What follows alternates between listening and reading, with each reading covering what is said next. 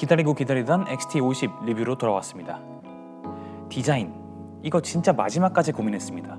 이걸 어떻게 말할지 고민하느라 업로드가 늦어졌습니다. 디자인을 전공하고 현업에 있지만서도 미감이라는 건 참 어려운 것 같아요. 예쁜 건지 아닌 건지 정말 헷갈리더라고요. 정말 촬영하기 직전까지 대본 수정 엄청 많이 했습니다. 이게 어쩔 때 보면 되게 예쁘다고 해도 어쩔 때 보면 좀 되게 어색합니다. 그래서 약간 하나하나 좀 살펴보도록 할게요. 이게 어떤 부분은 굉장히 기계적이고 강인한 직선이 있습니다. 그런데 또 전작에 비해서 유려한 곡선을 가져가는 부분도 있어요. 측면을 보시면 전작은 굴곡이 조금 있는 사각형인데 이제는 완전히 라운드 쉐입이죠. 지금까지 후지 제품에서는 처음 보는 곡선 처리라 앞으로 후속 기종들도 이런 룩을 따라갈지 궁금하네요.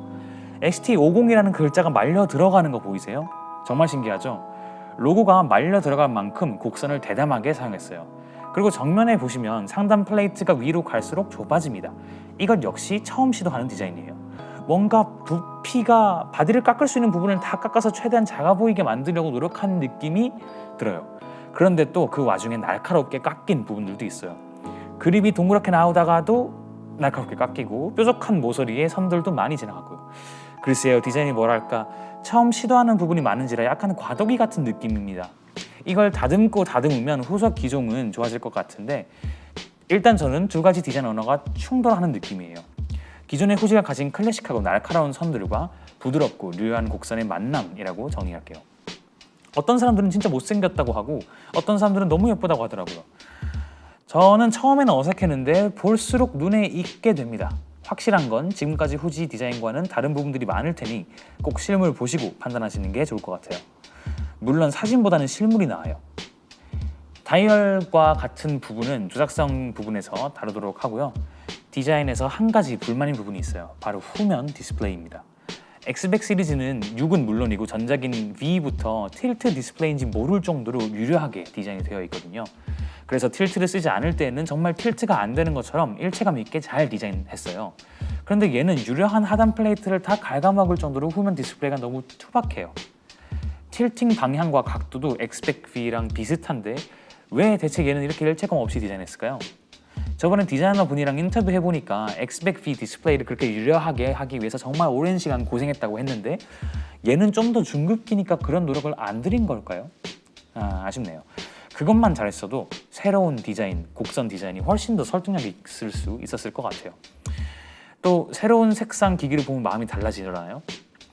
정식 출시가 되면 제 거 개봉기는 실버로 하려고요. 이번에 블랙, 실버, 그리고 그레이 색이 나왔습니다. 원래 XT30도 세 가지 색이었죠. 이번 그레이 컬러 되게 매력적이고 잘 뽑은 것 같아요. 생각보다 어둡고요. 오히려 전 블랙보다 고급스러움이 느껴지는 것 같아요. 특히 이 마그네슘 플레이트 부분과 플라스틱 플래시 커버 부분의 색 차이를 너무 잘 잡아내서 일체감이 너무 잘 느껴집니다. 이 느낌의 그레이는 XT50 라인업에만 있는 색이니까 꼭 확인해보세요. 자, 근데 이게 쓰면 쓸수록 점점 디자인도 더 좋아 보이고 그러거든요. 그게 이유 중 하나가 조작이 많이 편해지고 그래서 얘기를 합니다. 일단 XT30에 비해서 그립이 압도적으로 편해졌어요. XT30은 아랫부분만 장난처럼 튀어나와 있었는데 이건 오히려 윗부분이 더 튀어나와 있죠. 비교해서 들어보면 되게 안정적입니다. 그런데 바디 폭 자체가 좁잖아요. 그래서 깊이 파지할 수는 없어서 저는 차라리 더 깊게 잡을 수 있는 X백 B가 더 편했어요. 제 손가락이 긴 편이거든요. 그런데 손이 작으신 분들, 특히 여성분들은 이 그립이 진짜 최적의 그립입니다. XS20처럼 편안한 그립에 몰빵한 제품을 따라갈 수는 당연히 없지만 바디 부피를 컴팩트하게 유지하는 선에서 최적의 인체공학적 디자인을 찾은 것 같아요. 매우 만족스럽습니다. 아이비스가 내장되면서 바디 두께감도 커졌습니다. 그런데 이건 휴대성에는 별 차이가 없고 그립은 더 좋아진 느낌이라 단점보다는 장점으로 다가왔어요. 근데 처음엔 그립도 그렇고 전체적으로 두께감이 느껴져서 배터리가 더 큰 걸로 바뀐 건가 했는데 X백6에 들어가는 그 배터리 여전히 동일합니다. 까비. XS20보다 안 좋은 점 발견. 다이얼. 이번에 후지 필름이 새롭게 시도한 게 하나 더 있습니다. 기존에는 중급기에는 고급기 ISO 다이얼 위치에 일종의 모드 다이얼을 넣어줬거든요. 이번에는 필름 시뮬레이션 다이얼을 넣었습니다. 다이얼의 생김새가 신기하죠? 가운데는 눌리지는 않지만 돌아가지 않는 부분이 있어요. 그냥 옆에 거랑 메커니즘 똑같은데 디자인 통일하지? 뭔가 특별하게 눈에 확 띄고 싶었나 봐요. 그런데 사용해보니까 완전 잘한 선택 같아요. 일단 이 세그먼트의 사용자들을 생각해 봅시다. XT5보다는 좀 더 캐주얼한 사용자를 타겟하고 있는 제품이거든요. 그러니까 100% 매뉴얼로만 조작하지 않을 확률도 매우 높고요. 다양한 모드를 잘 바꿔가면서 사용하지 않을 가능성도 많아요. 하지만 후시 카메라를 사는 이유가 뭡니까? 바로 예쁜 필름 시뮬레이션 때문이잖아요. 그거 바꾸는 거는 정말 수시로 할 때도 많거든요. 실제로 저도 모드 스위치보다는 필름 시뮬레이션을 더 자주 바꾸거든요. 그런데 이제는 물리적인 다이얼이다 보니까 바꾸기가 너무 편해요. XS10도 그렇고 다이얼을 설정할 수 있었는데 얘는 아예 다이얼에 필름 시뮬레이션이 표기가 되어 있잖아요. 이게 또 정말 더 편합니다. 또 UI까지 새로 디자인이 되어 있는데 훨씬 직관적이고 훨씬 예뻐요. 막 필름 라벨도 바뀌고 막 이거 진짜 UI 디자이너 너무 칭찬.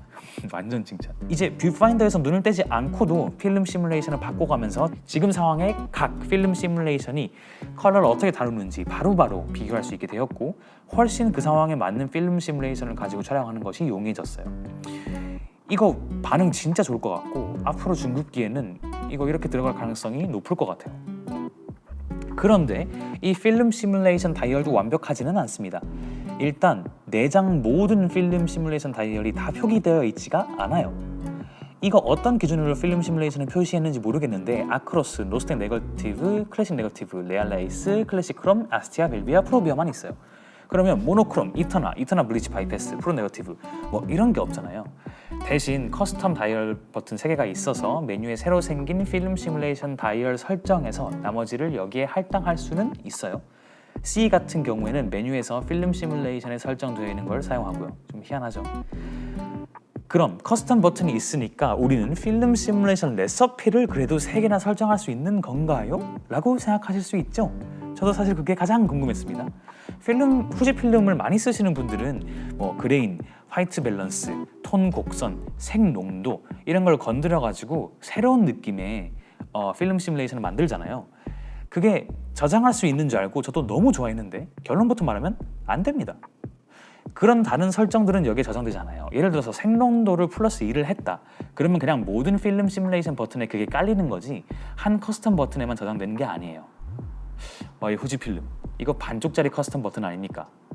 빨리 소프트웨어로 레시피 설정을 각각에 할당할 수 있도록 업데이트 해주셔야 됩니다. 진짜 필름 시뮬레이션 다이얼을 넣은 건 너무 좋아. 그런데 커스텀 다이얼 3개는 대실망입니다. 자, 중급기 유저에 맞춰서 좀 더 귀여운 디테일들도 있어요. 요 레버처럼 보이는 부분을 당기면 바로 오토 모드가 됩니다. 완전 친절하죠? 급하게 딱 찍어야 할 때 캐주얼 유저분들은 바로바로 즉각적으로 ISO를 높이고 뭐 조리개를 조이고 이런 거 빨리빨리 하기는 어렵거나 혹은 귀찮을 수 있잖아요. 오토 모드가 중요할 때가 있겠죠. 그럴 때 한 번에 오토 모드로 바꿀 수 있는 점이 정말 대단한 감동 포인트가 아닐까 합니다. 그런데 레버처럼 보이지만 사실은 레버가 아니라 스위치입니다. 그러니까 당겼다가 놓으면 돌아오는 메커니즘이 아니라는 거예요. 바로 대칭 위치에 있는 플래시는 레버가 맞습니다. 당기면 돌아오죠. 근데 오토 레버는 사실 스위치입니다. 그러니까 이게 큰 문제는 아니지만 비슷하게 생겼는데 작동 방식이 다르니까 적응하는데 시간이 걸리더라고요. 이런 게 하나 더 있어요. 셔터 스피드 다이얼입니다. 나머지 다이얼은 다 360도로 돌아가거든요. 그런데 셔터 스피드 다이얼만 또 얘가 A에서 B까지가 막혀 있습니다. A에서 B로 가려면 다시 정반대 방향으로 한 바퀴를 돌려야 돼요. 아니 이거 조작할 때마다 보기에는 똑같이 생긴 버튼들이 조작 방식이 이렇게 달라서요. 어디 쉽게 적응을 하겠습니까? 이 셔터 스위치 말 나온 김에 불편한 점이 하나 더 있습니다. 바로 레버가 너무 빨리 작동한다는 거예요. 가동 범위가 여기까지인데 절반이 지나가기도 전에 플래시가 올라옵니다. 정말 조금만 건드려도 플래시가 올라가는 느낌이에요. 이게 왜 문제냐면 필름 시뮬레이션 다이얼을 돌리려고 다이얼을 조작하다 보면 시계 반대 방향으로 돌릴 때도 있거든요. 그럼 쉽게 플래시가 팍 하고 튀어나오는 거예요. 초반에는 진짜 깜짝깜짝 놀랐습니다. 정말 조작계가 통일감이 없고 불편한 점이 있다는 점, 그래서 적응의 기간이 좀 필요합니다. 만듦새, 이건 역대급 마감인 것 같아요. 유격 하나 없고 단단합니다. XT4 때는 스위블 디스플레이 힌지가 부실한 느낌이었고 XT5는 다이얼 고정 버튼이 조금 완성도가 좀 떨어졌어요. 좀 싼 느낌. 그런데 이 녀석은 어디 하나 부실한 부분 없이 완벽하게 단단합니다. 심지어 전원을 끈 상태에서도 아이비스 센서의 움직임이 거의 느껴지지도 않습니다. 제가 X백 6 리뷰에서 불쾌했던 부분이 바로 이거라고 한 거 기억하시죠? 그런데 얘는 그런 덜컥거림이 희한하게 없습니다. 강하게 흔들어도 거의 느끼지 않았어요. 와 대박, 뭐 어떻게 한 거지? 튼튼하지 않은 부분이 없고 유격도 없고 그냥 마감 자체는 후지필름 역대급이라고 생각합니다. 지금까지 본 후지필름 제품 중에서 가장 잘 만든 것 같아요. 결과물. 자, 이 카메라는 XH2와 XT5, X106에 똑같이 들어간 5세대 프로세서와 5세대 HR 센서가 들어있어요. 장난 아니죠? 이 조그맣고 상대적으로 저렴한 기기에 동일한 프로세서와 센서라니요. 그게 이 카메라의 매력입니다. 영상도 굉장히 준수한 수준으로 나옵니다. 4K 당연히 되고요. 물론 16:9 크롭돼서 촬영된다는 점이 좀 차이가 있고요. 역시나 X106에 들어간 것과 동일한 배터리가 이걸 영상을 주력으로 사용하기에는 무리가 있는 카메라로 만들어버리죠. 하지만 찍을 수 있다는 점, 그리고 꽤나 잘 찍는다는 점, 합격. 이미지 퀄리티야 센서와 프로세서가 똑같으니까 이론상 XH2와 XT5, X106과 똑같은 겁니다. 이건 뭐 샘플 기기라 실 기기보다 퀄리티가 더 떨어질 수 있다는 점 감안해서 이미지 봐주시고, 제가 정식 제품 출시되면 그때 리뷰에서는 결과물을 중심으로 다시 롱텀 리뷰 해보겠습니다. 자, 그럼 총평입니다. 이 카메라랑 가장 많이 고민했을 카메라가 XS20으로 보이거든요. 가격대도 그렇고 제품 포지셔닝도 중급기 정도라는 거 그렇고요. 그럼 어떤 차이가 있는지 간단하게 정리해 보겠습니다. 우선 프로세서, 이미지를 처리하는 부분이죠. 둘 다 5세대의 프로세서가 들어갑니다. 동점. 다만 XS20이 화소가 더 낮은 센서의 이미지를 처리하기 때문에 거기서 오는 이점이 있을 수 있습니다. 자, 그리고 이미지 센서. XS20은 4세대 센서, XT50은 5세대 센서가 들어갑니다. 용도에 따라 장단점이 있을 수 있지만 일반적으로 테크 세계에서는 최신이 그냥 더 좋습니다. 해상도가 2배 가까이 차이가 나는 것도 대단한 사용성의 차이이고요. XT50 승. 배터리는 XS20이 훨씬 대용량이 탑재됩니다. 영상을 찍기에도 무리가 없습니다. XT5랑 같은 배터리. XS20 승. 아이비스 둘 다 들어있고요. 동점. 컴팩트하면 XT50 승인데 그립감은 또 XS20 승리입니다. 개인의 취향이 있겠지만 디자인은 그래도 XT50입니다. 자, 차이 아시겠죠? 저는 이 두 제품을 고민하는 유저들이시라면 브이로그를 찍을 거면 XS20, 사진 촬영이 60% 이상이거나 영상 가끔 거들 뿐이라면 XT50을 추천드리고 싶습니다. 영상을 찍으려면 배터리가 정말 중요하고요. 사진은 잘 몰라도 해상도가 높은 것은 또 쉽게 체감됩니다. 그러니까 내가 배터리가 중요한 건지 높은 해상도가 중요한 건지를 고민해 보시면 되겠고요. 아니다, 무조건 최신 기술이 좋다 하면 XT50, 조금이라도 더 컴팩트하고 싶다 하면 XT50, 후지필름 조작 경험을 하고 싶다 하면 XT50, 후지필름의 클래식한 디자인을 느끼고 싶다 하면 XT50. 지금 보니 저는 XT50이 좋네요.